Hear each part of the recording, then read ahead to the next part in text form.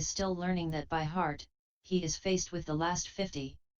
How can you take up a meditation subject, Venerable Sir? When I have taken a meditation subject from you, I shall not look at the scriptures again. He took the meditation subject, and doing no recitation for 19 years, he reached arahantship in the 20th year. He told bhikkhus who came for recitation, I have not looked at the scriptures for 20 years, friends, 96 yet I am familiar with them. You may begin. And from beginning to end he had no hesitation even over a single syllable. 52 The elder Mahanaga, 2, who lived at Karaliagiri, put aside the scriptures for 18 years, and then he recited the Datukatha to the bhikkhus.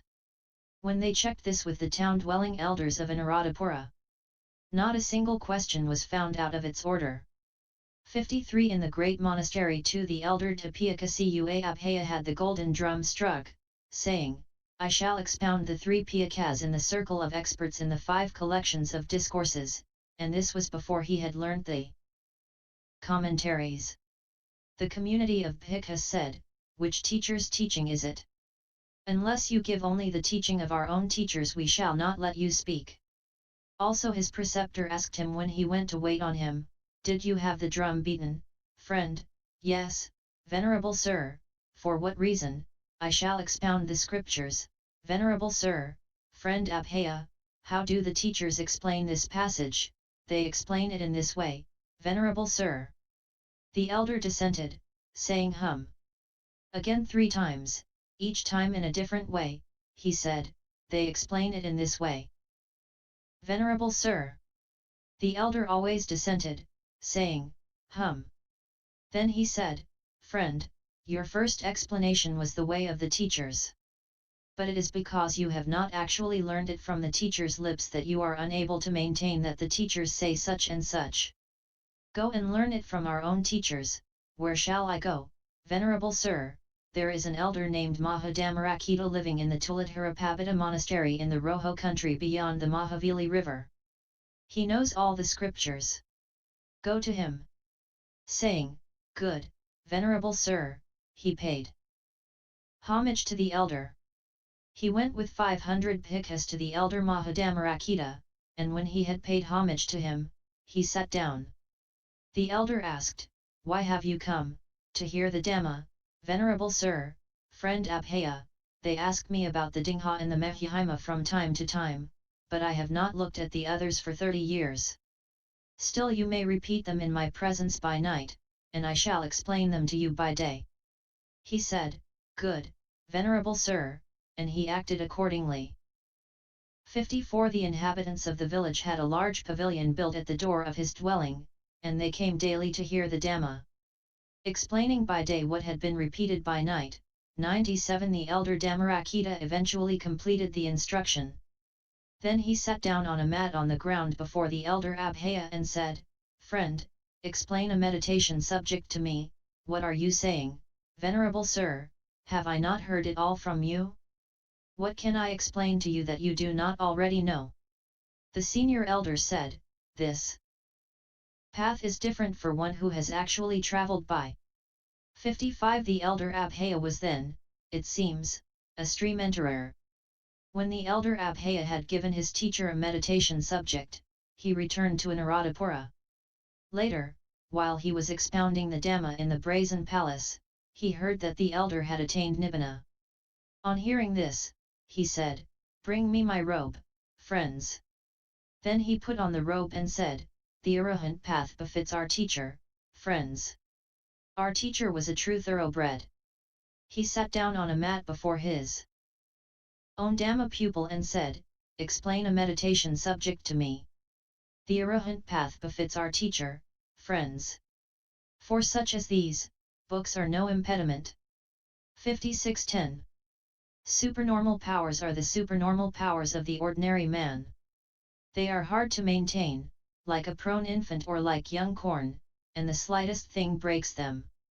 But they are an impediment for insight, not for concentration, since they are obtainable through concentration.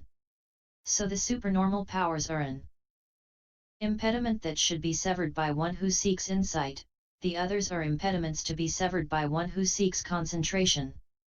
This, in the first place, is the detailed explanation of the impediments. 57. Approach the good friend, the giver of a meditation subject. 28. Meditation subjects are of two kinds, that is, generally useful meditation subjects and special meditation subjects. Herein, loving kindness towards the community of bhikkhus, etc., and also mindfulness of death are what are called generally useful meditation subjects. Some say perception of foulness, 2. 58. When a bhikkhu takes up a meditation subject, he should first develop loving kindness towards the community of bhikkhus within the boundary 16, limiting it at first to all bhikkhus in this monastery. In this way, may they be happy and free from affliction. Then he should develop it towards all deities within the boundary.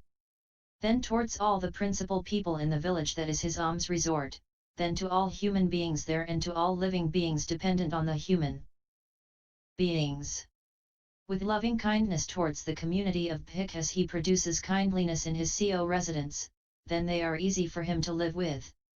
With loving kindness towards the deities within the boundary he is protected by kindly deities with lawful protection. 98. With loving kindness towards the principal people in the village that is his alms resort his requisites are protected by well-disposed principal people with lawful protection. With loving kindness to all human beings there he goes about without incurring their dislike since they trust him. With loving kindness to all living beings he can wander unhindered everywhere. With mindfulness of death, thinking, I have got to die, he gives up improper search. CS2 194, MAI 115, and with a growing sense of urgency he comes to live without attachment. When his mind is familiar with the perception of foulness, then even divine objects do not tempt his mind to greed. 59. So these are called generally useful and they are called meditation subjects since they are needed. 17. Generally and desirable owing to their great helpfulness and since they are subjects for the meditation work intended. 60. What is called a special meditation subject is that one from among the 40 meditation subjects that is suitable to a man's own temperament. It is special, pariharya, because he must carry it, pariharatabhata, constantly about with him, and because it is the proximate cause for each higher stage of development. So it is the one who gives this twofold meditation subject that is called the giver of a meditation subject. 61. The good friend is one who possesses such special qualities as these, he is revered and dearly loved. And one who speaks and suffers speech. The speech he utters is profound. He does not urge without a reason, A432. And so on. He is wholly solicitous of welfare and partial to progress. 62. Because of the words beginning, Ananda, it is owing to my being a good friend to them that living beings subject to birth are freed from birth. SI 88, it is only the fully enlightened one who possesses all the aspects of the good friend. Since that is so, while he is available only a meditation subject taken in the Blessed One's presence is well taken. But after his final attainment of Nibbana, it is proper to take it from any one of the 80 great disciples still living. When they are no more available, one who wants to take a particular meditation subject should take it from someone with cankers destroyed, who has, by means of that particular meditation subject, produced the fourfold and fivefold jhana, and has reached the destruction of cankers by augmenting insight that had that jhana as its proximate cause. 63. But how then, does someone with cankers destroyed declare himself thus, I am one whose cankers are destroyed? Why not? He declares himself when he knows that his instructions will be carried out. Did not the elder Asagutta 99 spread out his leather mat in the air and sitting cross-legged on it explain a meditation subject to a bhikkhu who was starting his meditation subject, because he knew that that bhikkhu was one who would carry out his instructions for the meditation subject. 64. So if someone with cankers destroyed is available, that is good. If not, then one should take it from a non-returner, a once-returner, a stream-enterer, an ordinary man who has obtained jhana, one who knows 3 piyakas, one who knows 2 piyakas, one who knows 1 piyaka, in descending order according as available. If not, Even one who knows one Pika is available, then it should be taken from one who is familiar with one collection together with its commentary and one who is himself conscientious.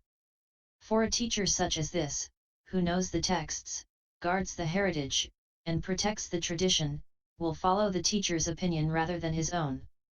Hence the ancient elders said 3 times, one who is conscientious will guard it. 65 Now, those beginning with one whose cankers are destroyed, mentioned above, will describe only the path they have themselves reached.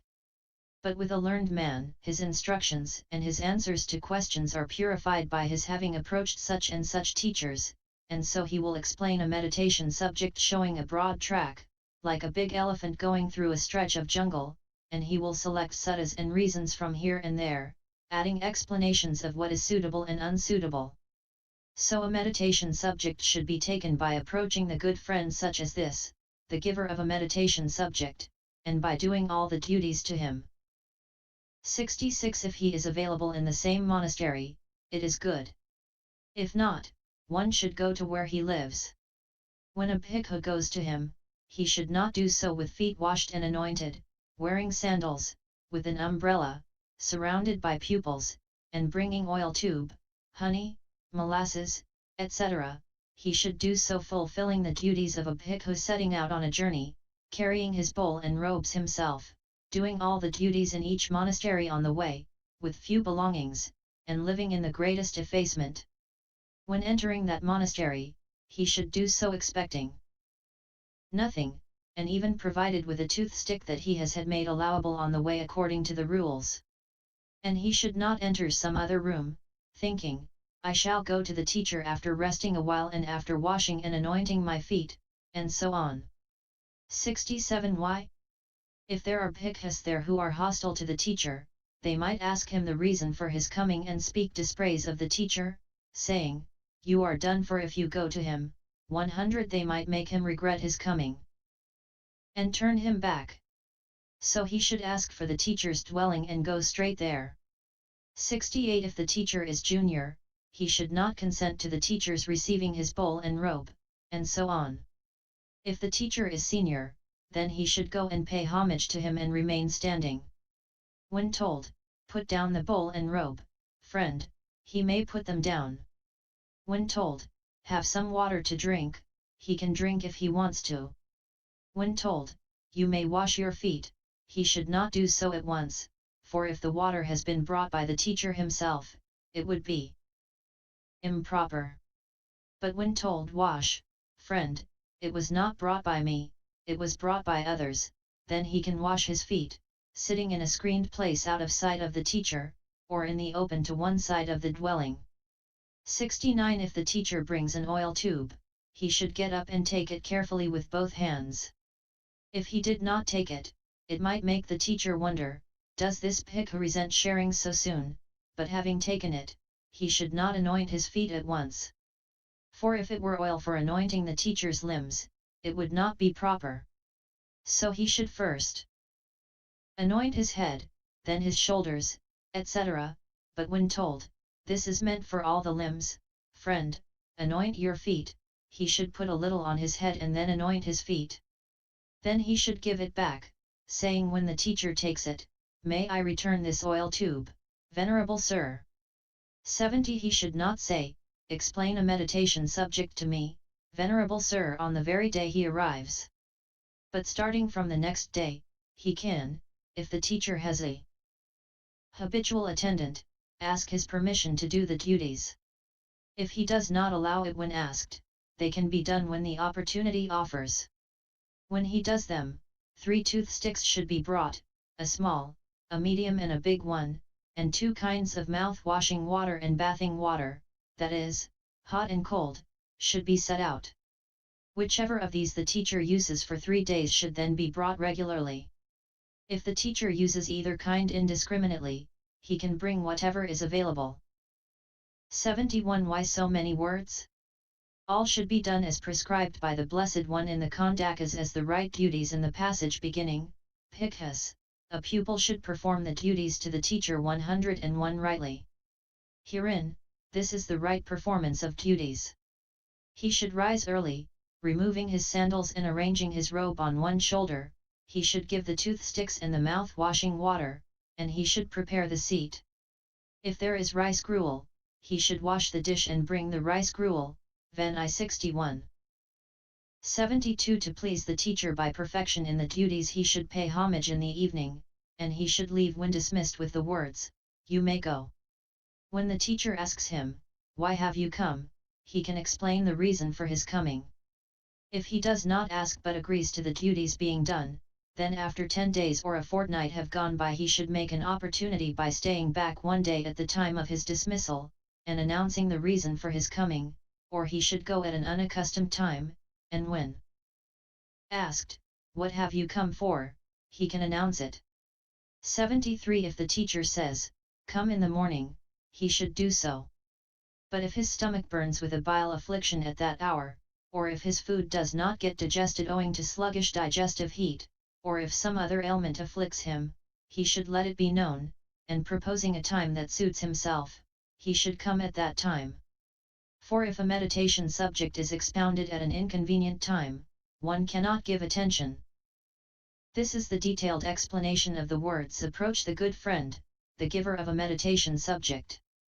74. Now, as to the words, "one that suits his temperament," 28. There are 6 kinds of temperament, that is, greedy temperament, hating temperament, deluded temperament, faithful temperament, intelligent temperament, and speculative temperament. Some would have 14, taking these 6 single ones together with the 4 made up of the 3 double combinations and 1 triple combination with the greed triad end. Likewise with the faith triad. But if this classification is admitted, there are many more kinds of temperament possible by combining greed, etc., with faith, etc., therefore the kinds of temperament should be understood briefly as only 6. As to meaning, the temperaments are 1, that is to say, personal nature, idiosyncrasy. According to 102 these there are only 6 types of persons, that is, 1 of greedy temperament, 1 of hating temperament, 1 of deluded temperament, 1 of faithful temperament, 1 of intelligent